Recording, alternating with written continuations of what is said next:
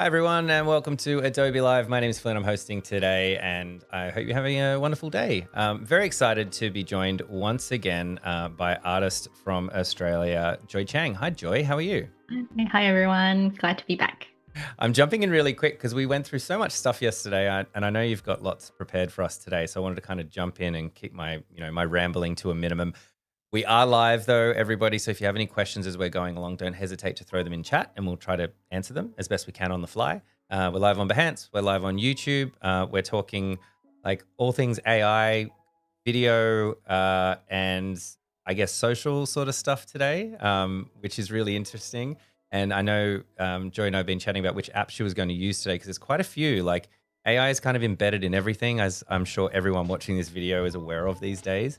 And so it's kind of interesting to sort of pick and choose where you might use it as well. I mean, yesterday we're talking about Gemini, which is owned by Google's Nano Banana model is in all this Adobe stuff. Anyway, so it's easy to get kind of a bit lost, I think. So we've got Joy to kind of help us guide through what's happening in October 2025. I'm sure this will change in a year, but Yes, definitely. it's like staying on top of it can be It's hard difficult. to keep up with so many updates all the time. It's a lot. Mm, It's a lot. mm. But yes, we have you here to help us out, which is great. So um, without further ado, look, I rambled anyway. Should we jump across Yes. to your screen and we'll just kind of jump into it?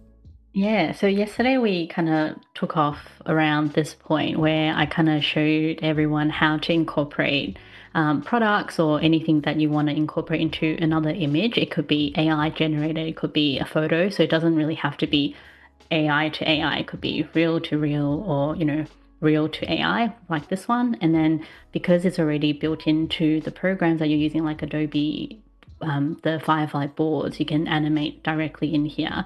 And yesterday I was saying how I animated this, but it looked unrealistic, even though you can tell it's not a real photo or video, but the way it was holding the teacup was Yeah. annoying me because the fingers didn't go through the handle. So then I just quickly did another edit, and then you kind of get something a bit more different, and then Can it's you got zoom another hand in? coming out. Can you zoom in But just a at little least, bit yeah. for those at home who might be missing the details on that because it's kind of a pastel-y kind of thing. Mm. But yeah, that's so funny. Yeah, Joey messaged me afterwards. She's like, "I've already fixed it. It was driving me crazy," which I thought was very designer of you I know. I to was do that. gonna just post this on my stories and link it to the stream yesterday, but then I was like, oh, that's really bothering me because It's it didn't take awesome. long to kind of get a better hand position, and then from there you can continue generating until you find something that you like. That's So really I think cool, and it's cool. kind of goes to show you like still the old school tools are not like out of the way just Yeah, yet. yes. Like getting back in there and quickly kind of doing something in Photoshop and then throwing it in to get exactly what you like. Still Yeah, which effective. is why I'm like a huge advocate of just playing around with the tools. Like you don't need to use the tools as part of your workflow, but the more you play around with it when you have spare time, just to explore, it allows you to know how to fix certain things with a new program or something that you just want to maybe tweak, and you know which tool is going to be the best one to use. And I think I was playing around on Photoshop, and I think when you get to the Photoshop stage, it's really that finessing stage because you get high quality images, you have a lot more control in terms of exactly what you want to edit. That's probably towards the end of the workflow, I would suggest. But I think to get some of really high quality outputs that you already want to lock in as a poster, for example, then you can maybe add that to the start and then kind of go back in. So it's really how you want to work. And I think similar to this image yesterday, I know we transformed these two girls into like a group photo. And then from there, we changed like their hair color, and then we added like them into different backgrounds, keeping all the content using Nano Banana, which I think is so good for editing something that you already have. So not using it to create brand new images because it needs some form of direction, but editing it really allows you just tweak bits and pieces that you want to change just to see a different color scheme, a different environment, different lighting, like that. And I think yesterday, because the hair color changed, I was like, oh, I wonder what it will look like in an animation. So I created like a different pose using this photo, because if I did an animation between these two, it will look very static because their poses are exactly the same because I've only just changed the outfits and the Right. hair color. But if I change their pose, then if I use Adobe Firefly Video, I can pick this as the first frame and this as a second frame. So then it had a bit more movement without changing too drastically. So then you can get something like this. I think is Yeah. like the Oh face wow. is a bit not very realistic, but at least this is the first generation. You can continue playing until you get something a bit more realistic, or you can give it a bit more control to get the results that you like. But I thought that was a really quick, like, first and end frame to have a look at animating some of the works that you create, just to see if it looks nice or if you think it's getting the movements that you want from the frames. If you're doing like a storyboard, for example. Yeah. And Mm. it's pretty impressive. Like it's like in animation, like tweening, like between images, like the whole thing of animation, right? And it's kind of calculating Yeah. all of those steps in between. It's kind of wild where we're at. And then I was playing with the poses. That's cool. I like it. Because I think with AI, because it's using data backend, you're most likely going to get people sitting in very like clean postures or very predictable text related poses, Mm, like, like the hand on the waist type of modeling photos right. that are, I think, what comes to mind when you imagine those type of words. So I sometimes challenge myself to see if I can get any like odd or awkward poses just to get a bit more variety. And then if I ever get like a really cool one, like this awkward leaning type of image, I actually save them. So then I have a pose library that I can use Mm, later on if I have a really, I don't know, surreal image that I don't want someone standing really like oddly in the middle, too straight or too formal, then you can kind of use that as one of your prompts, which I think yeah. is a good idea. Um, okay, so I I kind of wanted to go back a step because I feel like yesterday we just went straight into one of my workflows of how I like to explore and play around. And so last night I actually had I had some time to just kind of play around. So I've shifted some of the content today, but I thought I'd just play around with what you can do with Nano Banana. So I've put some, and I actually found that you can use presets already in here, Oh, which okay. I tells didn't. you which model it uses. So you can do like a virtual try on. So if I click this, then I can just select the subject and the clothing. And I think backend, it already has an auto generated prompt that's, I'm guessing, quite consistent or that's quite good. So then it'll pull out what you need. So with this one, I think I used the preset virtual. Did I use virtual? No, I think I did a mashup of these images instead of typing out remix these images. Oh, I didn't even know that feature existed. Actually, no, this one is just I just combined a couple of these images to get something like this. But then I was like, oh, since it's so good with photorealism, maybe I'll add my own photo and see what it can do. So Nice. I put, and then that way you can kind of tell like how much it's tweaking your facial features because you know what you look like, or if you use a photo of someone that you know or a celebrity, at least you know exactly if it's turning the face the right way, how accurate it is. And I Yeah, think like these ones, like this is like a passport photo I asked it to create. that's great. Oh, I'm like, so oh you just so that's not actually a passport photo. You've asked it to no, so create a I passport used photo this from to just that create one. Oh, this. that's so And I said funny. like office attire with like a white background passport photo. Awesome. And then I've seen the trends where people like make mini versions of like a Lego Oh, box that's with them. pretty cool.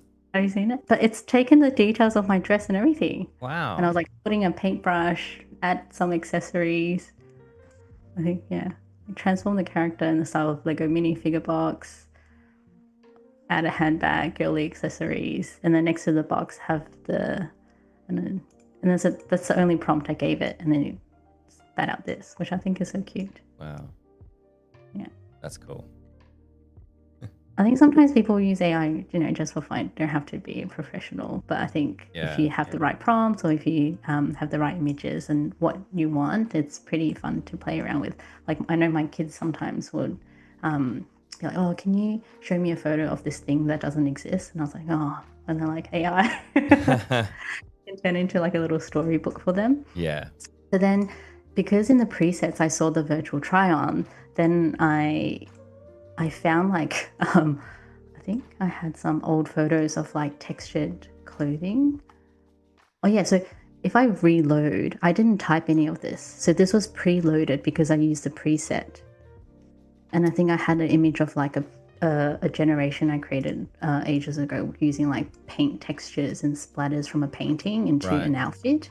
And then I was like, oh, I wonder what I look like wearing this. And then because I didn't use this prompt in the presets, it actually like it didn't change my face with the person because I don't think it can change faces like that. But then in the outfits, so I was like, oh, maybe if I remove the character in it and just have the outfit, then maybe it can detect the outfit a bit better. Right. And you can kind of see the details Oh pull yeah, through cool. this. And then I was like, oh, I'll put myself in the art studio since I haven't painted in a while. And then it's done a good job.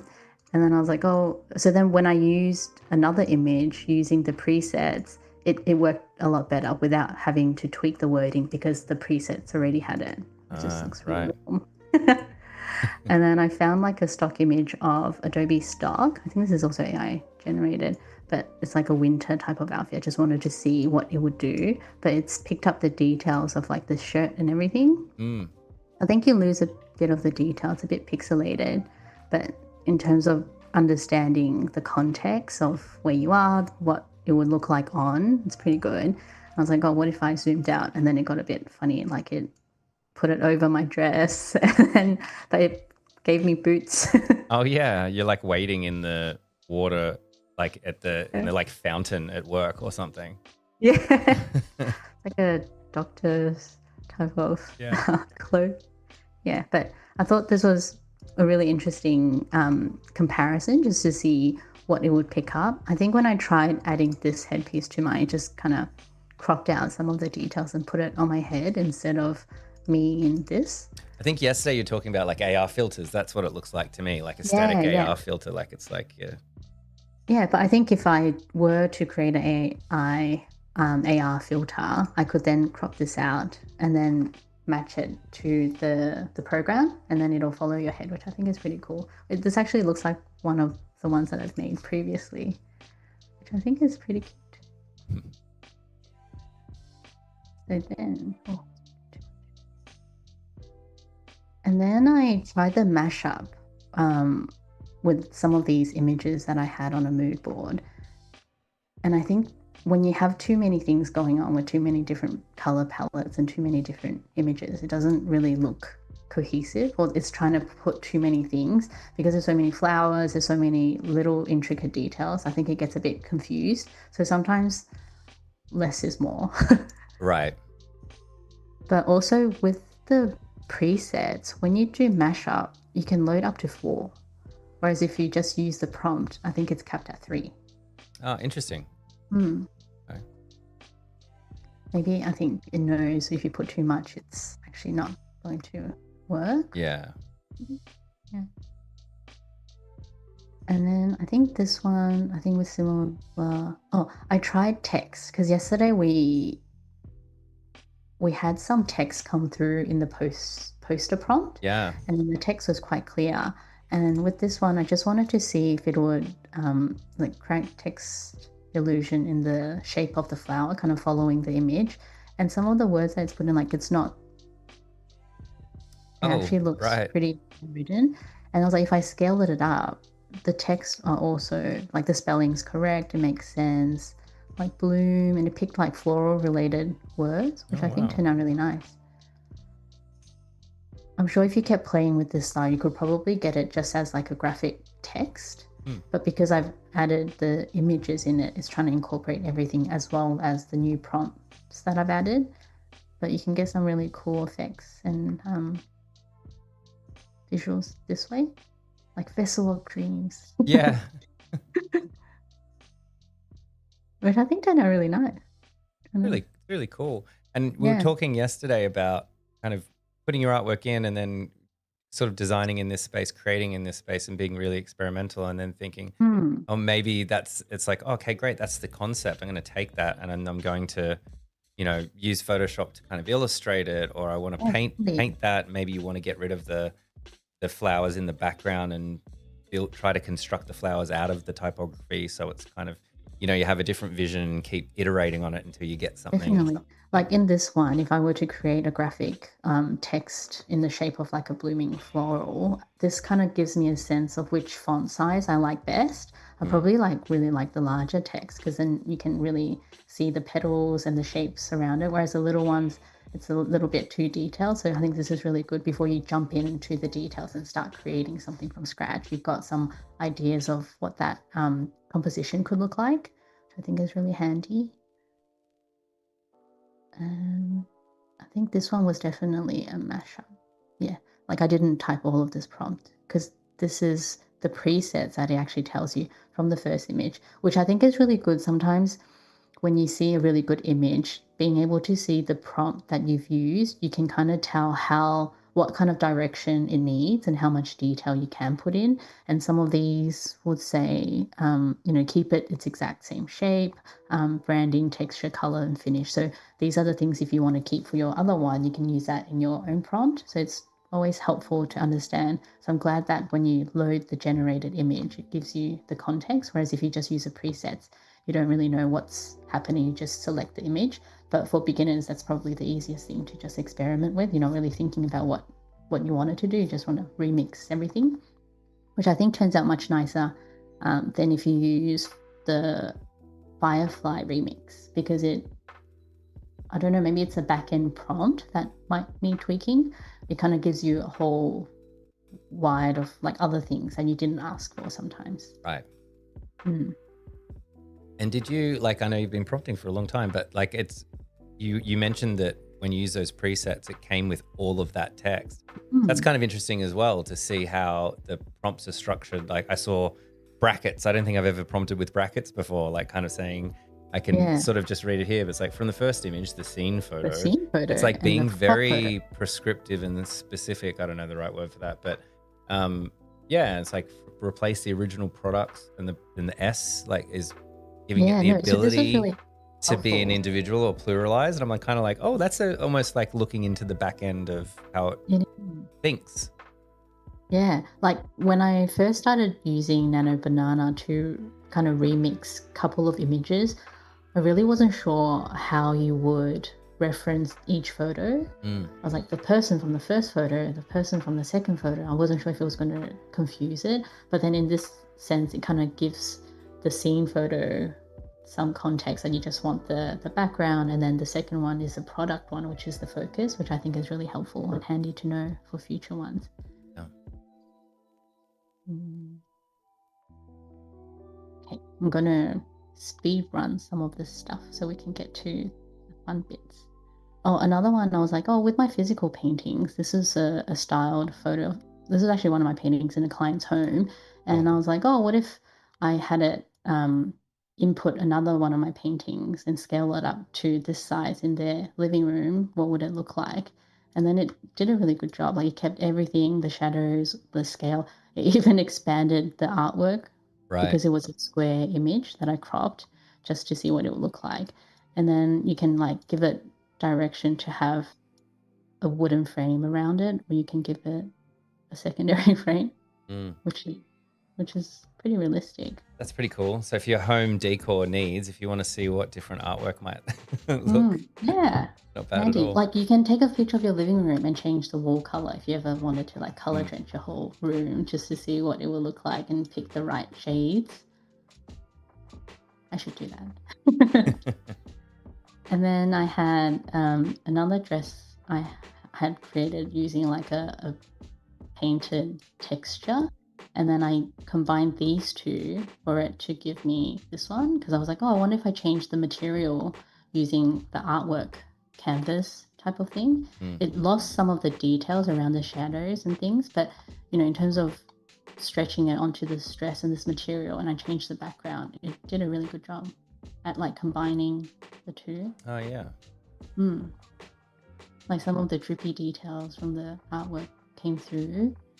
And I think you can edit this pose by, keeping some of the shadows and the darkness and the lightness to give it a bit more depth. I think it was really cool. Reminding me of like I can't remember the Australian artist. There's an Australian artist who has lots of floral dresses like this. I don't remember who it is. I think there's lots of them, but yeah, it's so Yeah, cool to probably. if you wanted ever to see your artwork on fashion models or like a print. Very cool. Oh yeah, I think this one I remixed this one. So this one I loaded a couple of images that had too much going on and I didn't really like how it blended with each other. I think it was 4 images. Yeah, I put in 4, like a flower, a background, another landscape, and then the girl, and it kind of just cropped bits and pieces from each one and then combined them. But then this is where I thought using Firefly is helpful because I'm not really tied to a specific element in the image that I wanted to keep.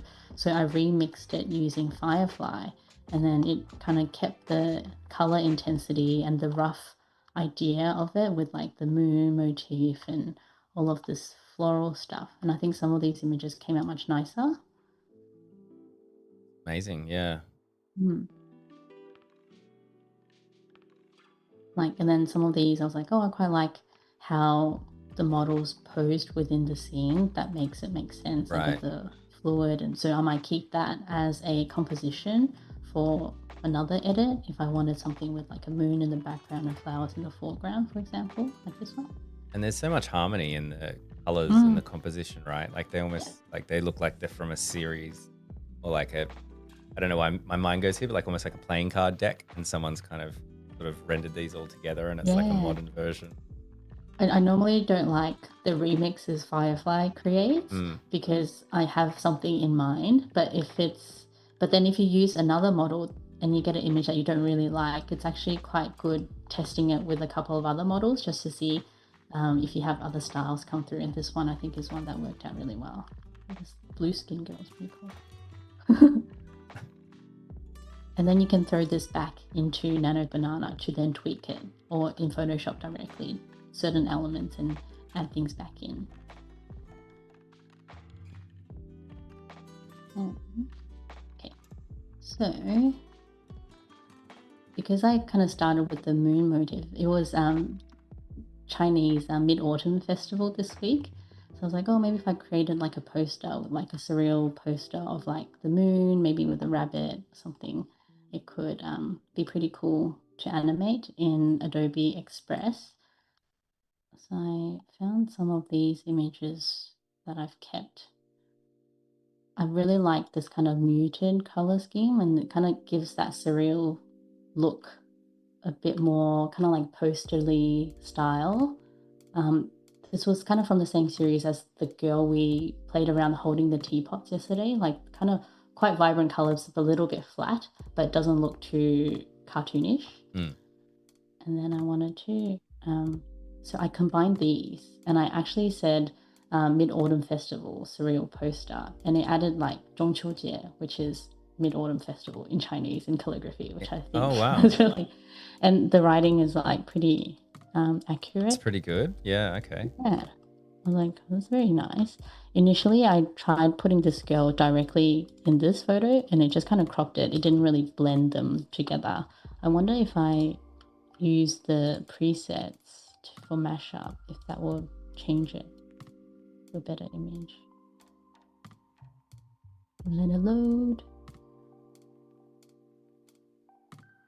And then I wanted it a bit darker, so it kind of incorporate. I changed her pose, thinking that that might help blend her in a bit more nicely. She's looking towards the moon, but it's still like the lighting didn't really make sense, even though it's facing the light side, but the colors of the light weren't as accurate as I wanted to be. So I made it like more nighttime, but it kind of just darkened the whole image. Yeah. Let's see what this one looks like. Yeah, sometimes you get ones that are a bit better than others, but this one's probably still just kind of removing background and added it to the foreground type of thing. So you might need to do a couple of generations to find something that you like. Like this one again is like I gave it too much things to think about. Sometimes you get really good outcomes like this, and other times you get something like this which just doesn't look nice or look cool. I'm just going to jump in because there's a Valdea from chat saying, I definitely need to give Firefly boards a try. Yeah, I think, I mean, Joey, we've done lots of streams since Firefly kind of was launched. And I think Firefly boards is where it's at. Like, Yeah, it's it's so fun. it's Like really you can fun. spend hours in here just continue generating, and then really helps you group things so then you're not overloaded with results. I know with the Firefly web interface, it's really good because you get 4 outputs every time you generate something, and then you can favorite them or save them in your file. But going back and forth between generations, if you've changed subjects or if you've changed inputs, it's really hard to follow the line because it's not very linear the way you generate or continue to ideate. So I definitely recommend Firefly boards. Yeah, I think So, it's great just for visual people, which is probably most of us as well. Just like how you organize things, like that's how I organize things, by little groups. And it's like a mind map almost. And then you go over here and you're like, oh, I'm going to go back to that area where I was exploring something different. And it's nice to go away and come back, and it kind of feels like home. And I think just also from a performance level as well, I think, Joy, you found this too, correct me if I'm wrong, but it just seems to be really powerful. Like it's storing a lot of information. It doesn't really lag, and you're just using the web browser. So yeah, lots of reasons to definitely give it a try if you haven't before. and then this one, I think, give me a bit more creative compositions in the same style because I quite like these type of outputs. I just wanted to see what else it would create without giving it too much information because sometimes you get some really crazy ugly stuff, but sometimes every now and again you get some really nice things. Yeah. Like this, like I wouldn't have thought to put in like the sand thing in the middle, but that's something really cool that potentially I could play around with in the future. But I like how the material's like wrapping around the image, like it did with the moon, like this one. See, these generalized outputs kind of give you really fun brainstorm ideas. Certain times I'll create like a whole bunch of them and then I'll take elements from one or the other. Like I like how this building's upside down. Maybe I'll do like the half a city up, half a city down, and then kind of create stuff in between. But ultimately, I really like these two. So I was like, maybe let's use these as a foundation of the poster. And then I got this really cool moon. And then what I did was I removed the background of a duplicate. And this is what I like to do usually in Adobe Express to just quickly play around with like poster ideas. So you can play with like the different fonts and things just to see how you can layer it without being too specific. And then I added the girl back in and changed her outfit, which I think looks quite cool. Oh, and so when I did this generation, I didn't realize you could actually generate transparent backgrounds. Oh, I you think can this sort of one I just tell it removed in the it. prompts, or yeah, because I would think you would need to just remove it afterwards. I think I can't remember how. Like, I think it came as a surprise. Like one of them, I asked it something, and then it came with like a transparent background. Right. And I think even in video form, you can get a transparent background now. That's pretty interesting. Is that new? I don't So I was know. like, I Well, didn't it's think new to this. me. I don't know if it's new to everybody else that could have launched yesterday or months ago. But yeah, I just wasn't aware that you could do that. I just think it's quite interesting with, video editing and social stuff like that, how it would be nice if it automatically generates without a background. You don't have to deal with like removing it, or using a different AI to remove it, or even, God forbid, rotoscoping a whole thing. Yeah. Um, Like quickly you can kind of layer things just to see from a poster perspective. mm, And then this girl, I changed the color of her dresses. I was like, that's a bit too, like, she doesn't really stand out. So I asked for a darker color dress. And then I asked for the rabbit. And I was like, I quite like the navy. So I changed her dress to a navy to match the first one. And then you get something like this, which I think is really cool. cool.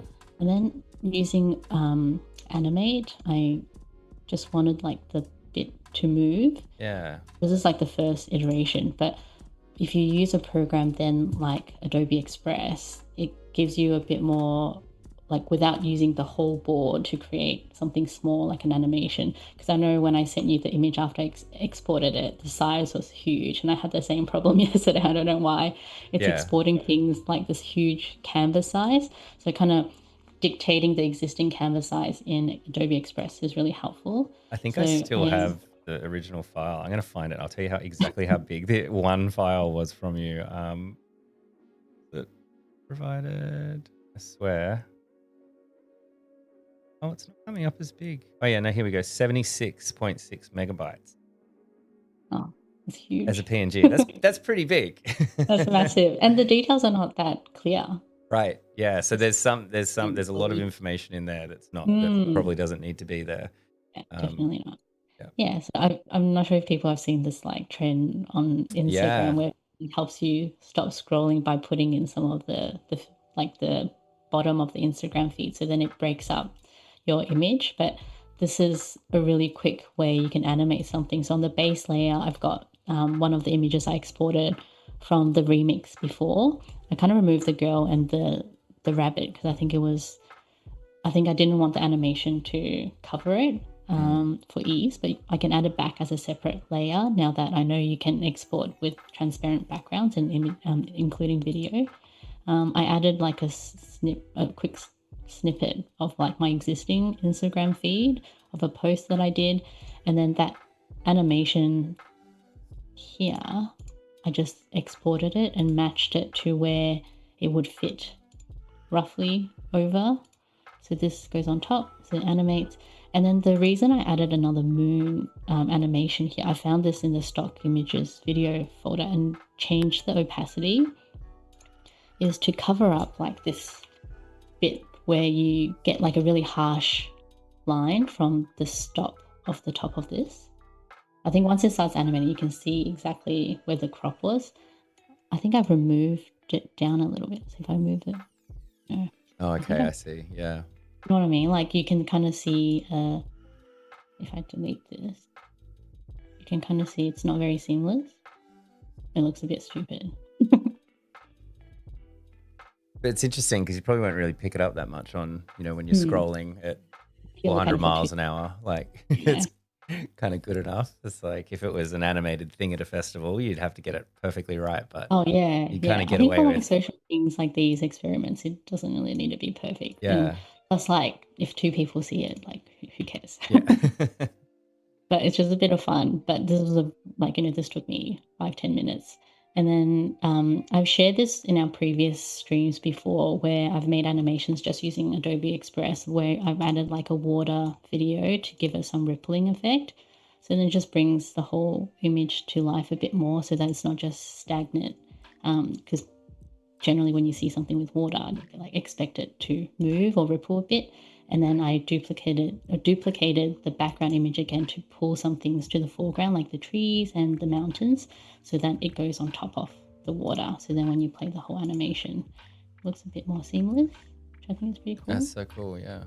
Yeah, and so you can do this quite easily with like anything else that you want to crop out and remove background. So one of the most used tools in Adobe Express is remove background for me because it saves me so much time doing it in Premiere Pro or anything else if it's just for a quick animation like this and it doesn't take up too much time.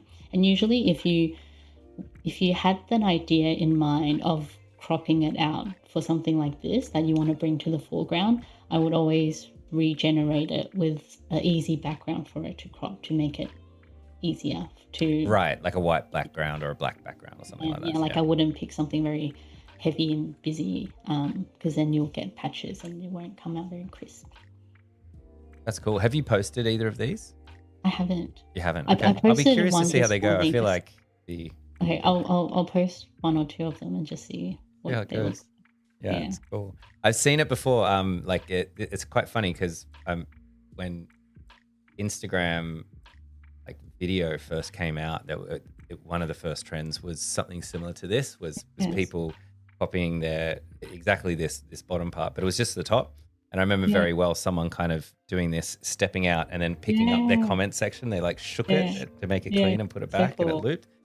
But that was like some famous, VFX editor kind of thing. And it's just interesting where we've come. That just using AI these days very quickly. You probably could, even if yourself, if you wanted to. Yeah, you probably could. So I think the coolest thing is that, if you have the ideas to do it, the tools are there for you to play around and Yeah, no that's a good one's point. stopping you from doing these type of experiments and things. Um, let's see. Oh, we've got like not too long. I'll go through the last bit that I had prepared. Okay. I was just experimenting again, like similar to this workflow. I started playing with these reference images that I really liked. And I was like, oh, this kind of looks like a floating space rock. Maybe I can get someone floating on top of it Mm, or like sitting on top of it because it looks like a quite nice, interesting environment that you wouldn't get in real life. And then these blobs reminded me of fish jumping out of the water, but I mm. didn't want it to look like realistic fish. So I played around with the prompts to, get around abstract fish, various sizes and styles, lots of movement and color with some sparkles. And then got a couple of tweaks. And then I had these ones come up and then this background, which I think looks really cool. That's awesome. Again, these ones you can remove the background to get the fish isolated to kind of move in a way that will be a really cool animation on its own. But then I was like, if I added people to it, yeah, I think like this one, I just wanted to see what it will look like balloons. Yeah, awesome. And- Oh, that's a, yeah. So then I asked it to put a girl there, and this is the first one I got. Just so ugly. She just like I think because I said sitting on the rock, and Right. then they made her in this yoga pose. The head is not The head's super big. proportionate. Yeah. I'm like, okay, this needs work. But then I gave it some more detail around the background and blending it in, and I got these like really interesting images. It's like futuristic Yeah. outfits, and the girl's holding a globe as well. I was like, oh, I wonder if you'll hold my pottery again. Not very nice because the lighting, but yeah, I think it gets confused when you add like fingers and things that don't match. So Right. this is a sign for you not to overcomplicate things that aren't too dissimilar, like things that are too different. They won't really match well, and the results won't come out as you expected because you're asking for it to do too many things. Um, yeah. So then from here, I was like, maybe let's change the girl to a different girl and kind of have her sitting in a more grace. I think I changed the position to like, I think the first one was sitting and I got this. So I was like graceful position, gracefully on a futuristic floating rock. And then I gave the a new model with kind of similar color scheme to it. So then it kind of picked up some of the background, some of the foreground. So then the rock image would come from this reference as well as the background image. So it's not just using the one. And then this one I used the background with the fish instead of just with nothing, just to see what it would look like. And then I got a closer view of this just to see some of the details on the clothes, making sure the hands are there, and I played around with the different poses. These ones are kind of funny. Like, I don't know why they thought these were graceful poses. I think this one I used the word like weird or odd, and they Right. gave me that, which is pretty funny. But then the color scheme, I was like, oh, it looks really like glittery, mermaidy, everything like my daughter likes. I was like, if I move it underwater, I wonder what it would add in. And Mm, it didn't do a very good job of removing this back bit because it probably thinks it's part of the whole grouping, right. but it kind of made it go underwater and it created these coral bits as well as some jellyfish. So then I was like, well, the only thing to do now is give her a tail. So I turned her into a mermaid, and I think it did a really good job. That's pretty good. Yeah, make her look more underwater, change her dress to include a mermaid tail. And then I didn't get too much time playing around with the animation, but kind of over complicated the prompts and actually moved her into another layer Right. down to the ocean. But I think if you played around with the prompts, you can probably get her, I don't know, flicking her fin or the jellyfish moving around, which I think would also be a really cool animation. Yeah. Mm. Yeah, it's With awesome. It's impressive. I think if you don't like the broadness or the expansiveness of Firefly boards, it might be. I think when you just get something blank, it's hard to jump into a workflow of experimentation. So I think going back to Express, it's actually quite good if you don't want to do too much thinking or you just want to experiment with one or two images. So from here, I can show you how you can find Nano Banana because it's also integrated. So in here, you can go generate AI. And when you go generate image, you can pick out of these image sizes. If I do landscape, from here you can choose the model. So there's other ones that you can use like Flux. I know Flux has been really good in terms of keeping resolution, and the details you get is pretty good as well. But in here you can choose Gemini. So this is one I would choose. And then the only limitation here is that you can only use one reference image. So if you combine a couple of images, you can go in here and remove things, change things. Or if it's just one simple image, like a discolored or distorted image, and you want to, change certain aspects of it, you can go in here straight away. So this one, I know I just inputted these two, but then with the generation, I think I use the fish prompt to generate it. Yeah, but using this as a base. And then I got this. I actually like the look of this one better. So I could potentially save this and move that onto the Firefly boards. And this is just removing the background. You can kind of quickly isolate certain fish that you can use for other projects. I think they're really cute. I really like the color and the transparency of it. Yeah. I like that. It's something that I've noticed that you've done over the streams that we've done is you sort of collecting, you're archiving everything as you go, right? You're kind of like, cool, I've got this whole file that's just full of fish. I don't know what I'm going to use them for yet, but one day I'll come back to them and say, oh, I've got some fish that would be really good here. And I think that's a nice way to think about it as well. Not so much you're trying to just fast forward to this end goal. It's very much experimentational. Yeah. If you use like a fish prompt, you get things like goldfish mostly because people associate fish with goldfish or like something very specific like a whale or like a certain species. So it's actually hard to generate like weird, cutesy or like odd characters if you're trying to play with character design. But I find Adobe Express so easy to remove the background, just play around with it. And I think if I were to animate or certain components of this, I really like the remove background option, but also using the additional arrays to just get rid of the ones that have like a very sharp edge that the picture's kind of cut off. So then you can get something that you can place on other images without knowing that that's the border. Oh, actually, it's here that I realized. So yesterday in the poster, remember it did like the wireframe? Oh, yes. Yeah. So that was a callback to yesterday's stream. Yeah. Yeah. And I was like, oh, I wonder if you can do it on something not so like architectural, something a bit more abstract. And this is the result I got. And I added annotation. Cool. And this was just one prompt. Like annotate this image with architectural sketches and handwritten notes, deconstruct it with wireframe. And it turned out so cool. Yeah, that's pretty cool. It kept the existing image, but it's given the 3D form wireframe around it. And it's added like things that make sense and suggested windows. But I thought this was a really cool thing to do. And in Adobe Express, you can also generate similar. And this is how I got this from this one. And when I removed background, I didn't realize you get transparency. Oh, right. That's interesting. Yeah. Oh, how did I do that? I didn't even adjust the opacity or anything. But I think because this looks transparent, it automatically like kept the transparency from this, which I think is a new thing. Yeah, that's interesting. I don't understand how that would behave. I would have thought you'd get white, right? Like that would be the expectation is that anything within the shade. And you get something very hard.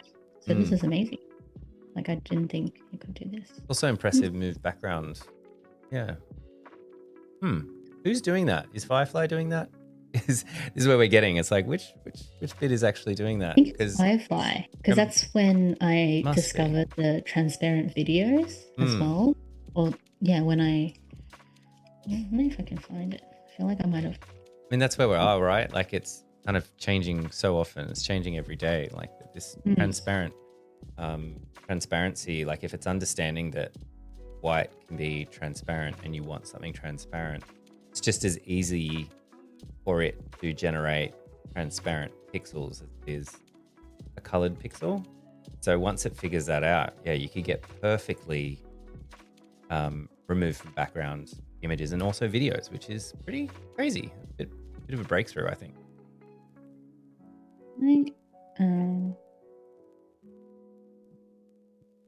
We are close to full time as well, I'll say. I'm getting carried away just kind of watching and and learning everything from you and all this sort of trying to figure out like kind of the magic behind the scenes as well. But we are almost out of time, folks.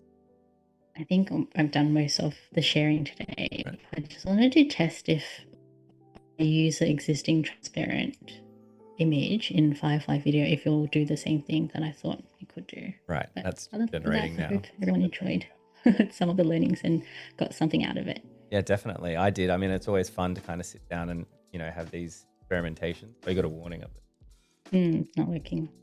Like it. But yeah, I'd be very interested to see how those posts go. If you post one of those as well, scroll stopping video, like trend things, that'll be super interesting to see how that goes. I tried one this morning just to see, and I checked it on my husband's phone, but he's got a white background. I was like, no, he ruined it. Devastated. That's his fault. Yeah, it's not mine. That's what my wife would say. Yeah, well, that's awesome. We are at time. I think we'll leave it there. Super, super interesting. Thank you so much, Joy, for taking us through all of that. And yesterday's stream. Hey, guys, if you like this stream, then please go watch the other one as well. A lot of in-depth kind of experimentational stuff with AI through Firefly boards. It's been super interesting as always, and I'm looking forward to what changes and what comes next for our next time we do a stream. We do it every couple of months, and I feel like every time we do it, there's new stuff to talk about, new things to unpack, and it's always great having you take us through your thought process and kind of experimentation. Thank you for having me. It's always a pleasure. And that is our last stream for the week. Actually, for a little while, I might do a little stream next week, but otherwise we're in the road to Max. There's going to be a lot of Adobe Max stuff, so we'll probably be seeing you a lot there.